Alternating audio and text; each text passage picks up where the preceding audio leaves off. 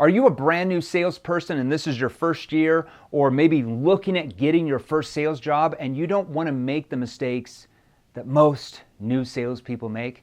Today we're going to go over the untold truth of your first year in selling. Now, my name is Jeremy Miner. I'm the chairman and founder of Seventh Level. Now, I'm going to give you a few things that you want to look out for. I'm going to give you the top 3 mistakes that brand new salespeople make. Had I known these my first year, I would have made way more freaking money than I did, all right? First of all, go down to the bottom of this video, hit the subscribe button. That's probably important for you. Hit the subscribe button, and to the right of that, or maybe the left, I don't know, somewhere in there, there's like a little bell. That's your notifications button.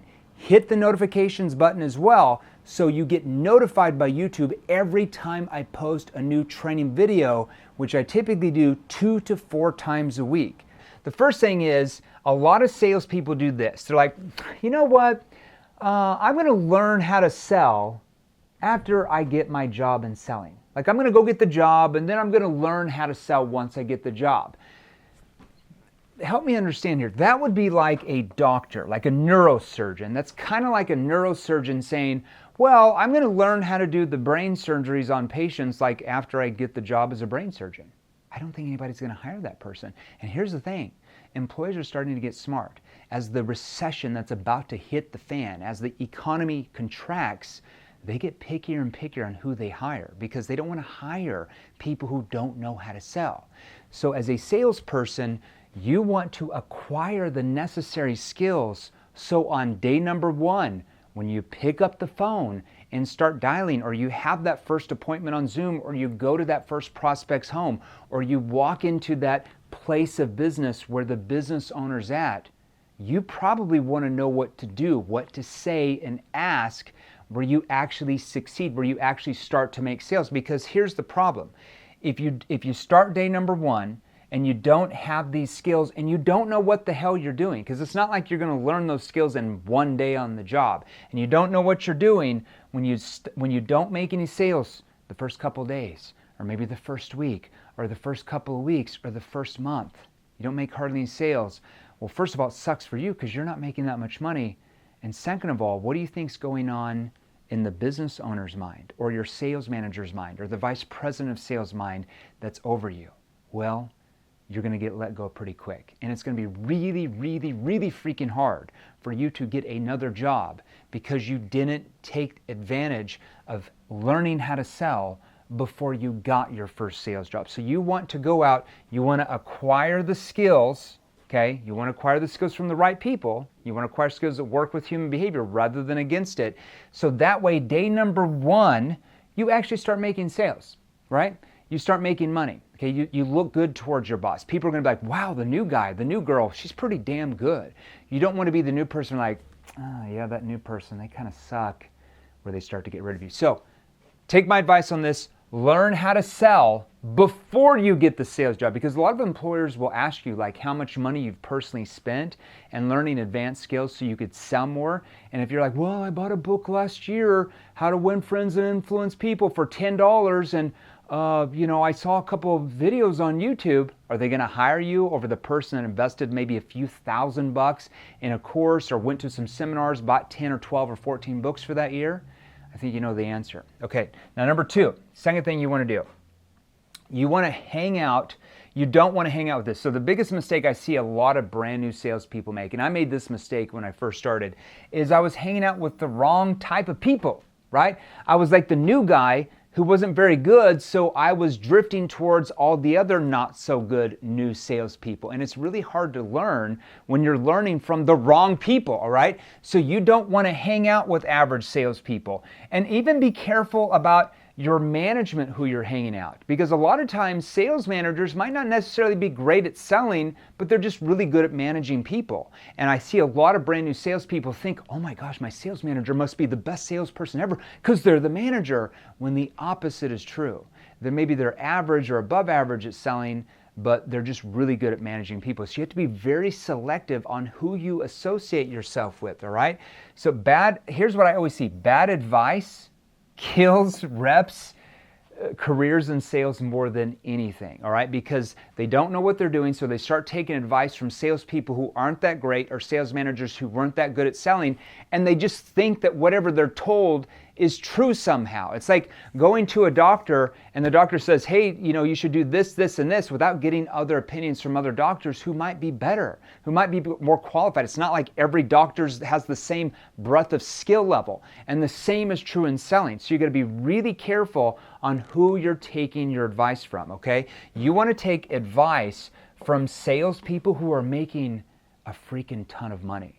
Now, you also don't want to be annoying. Let me give you some things. Because when I got into sales, I became very successful very quickly because of my background in behavioral science and human psychology. So I started making, by my second year, I was already making like $500,000-$600,000 a year in commissions by like my second year. So I would always have new salespeople come up to me and they would badger me and pester me. And I'm like, oh my gosh, I don't have time to talk to you. However, there were a few salespeople that were smart. And what they did is they would do favors for me and not ask for anything in return, right? I would walk in and they'd be like, hey dude, I just thought I'd stop and say hi. I don't have much going on my calendar. Is there anything I can help you out with today? And they would never ask me for sales advice in the beginning. Anything I help you out with today? Or, hey, I'm going across the street to Starbucks. Do you want something? I can pick something up for you. Sure. And they'd buy me like a sandwich or something like that. And when they did that without asking for anything in return, guess what I did? Hey, do you want some help? Like, I know you're brand new here. Like, do you have questions for me?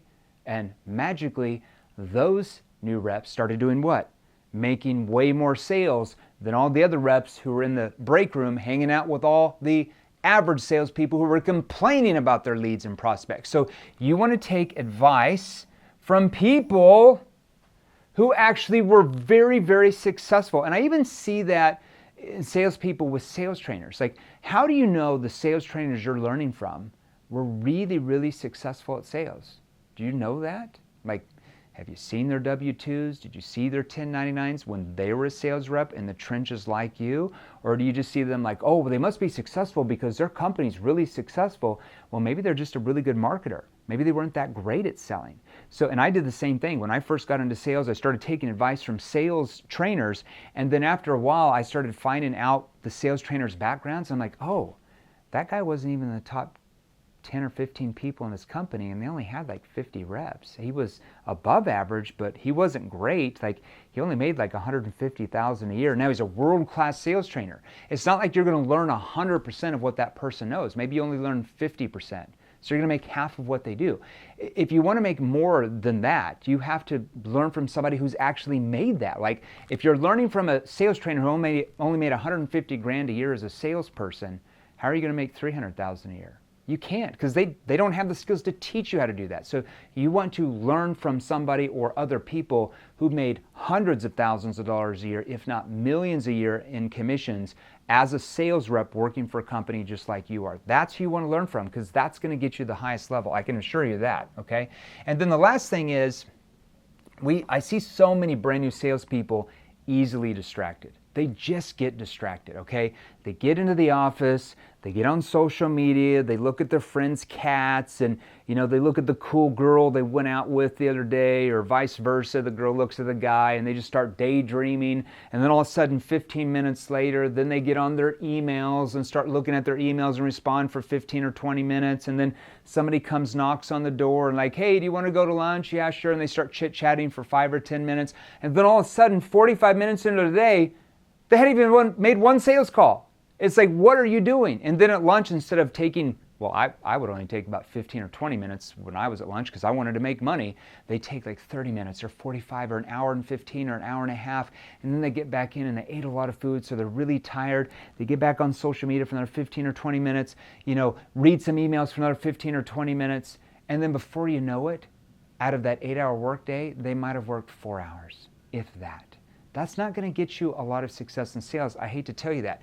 So you want to set out time. We call that prospect time blocking. Okay, now before I do that, if I say, when I say don't get on social media, now, if you are comfortable on video, which you should be, you can practice to be, and you start doing reels talking about like different things in your industry and things to look out for and things to avoid and good things like that, people start to view you as an expert with what you offer. So let's say if you're like a life insurance agent and you start talking about the different types of policies and typical, like, I'm going to give you the 3 biggest mistakes that the average person makes when they purchase a home and they don't have a financial protection to protect that equity in the home. Today I'm going to go over blah, blah, blah, blah, blah. And people start seeing those reels day in and day out, day in and day out, day in and day out. Who do you think they're going to go to when they're looking for an insurance policy? You. Or a car, you. Or a home if you're real estate, you. So doing reels, even if you sold like medical device equipment or cybersecurity, doesn't matter if you sell B2B or B2C,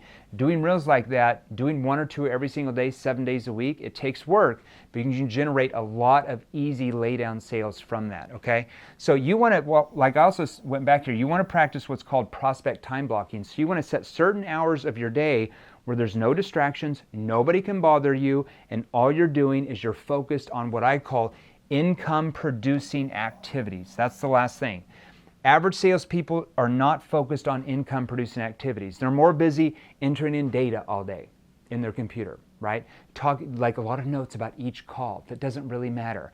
They're talking with the other average salespeople out in the break room. They're on social media. They're not doing income producing activities. Income producing activities, in your mind, what are they? They're prospecting, they're booking appointments, they're handling your inbound leads, they're handling your outbound leads, they're doing second calls, third calls, depending on what you sell, right? They're doing follow-ups. I don't like the word follow-up, but you know what I mean by that. They're getting with their leads. If you're focused only on income producing activities all day, by default, you're going to outsell people in your industry, in your office, that are only working half the time because they're so easily distracted.